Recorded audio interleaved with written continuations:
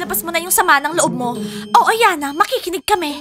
Ano to? Dahil wala si Layla, pumunta ka sa amin? So, yung friend kong si Layla, dinidate si Alan. Sinusuportahan ko naman siya sa lahat, pero gusto ko rin siya.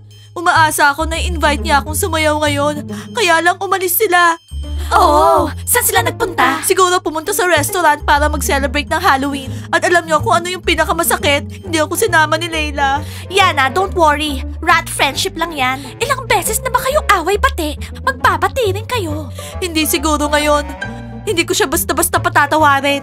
Well, nakinig na kami sa'yo. Tara na, pumunta na tayo sa kwarto natin. Yana, huwag ka na malungkot. Kalimutan mo na yan. Pwede ba ako sumama sa inyo ngayong gabi? Masyado akong malungkot. Please. Okay. Thank you, girls. Ang bait-bait niyo talaga. Okay, tara. Ganyan.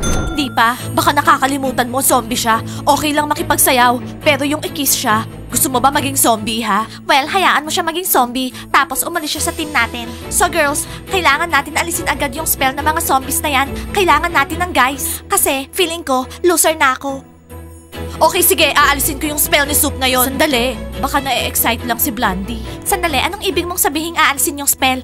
Paano kung maging zombies tayo? Naisip mo ba yon, ha? Alam nyo girls, hindi nagawa ng mga bunnies yon. Pero tayong mga frogs, sigurado magagawa natin. At magiging cool teenagers yung mga zombies. Yes. Kung simple lang at madali lahat.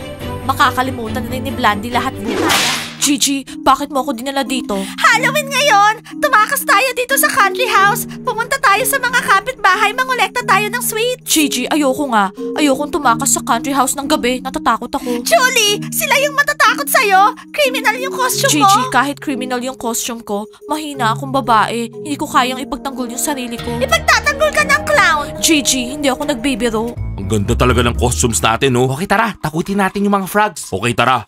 Kapag di nila tayo binigyan ng candies, lalo natin silang tatakutin. Tatakutin sila ni Lola. Lola naman, mga girls sila. Si Lola ang bahala. Okay, tara na.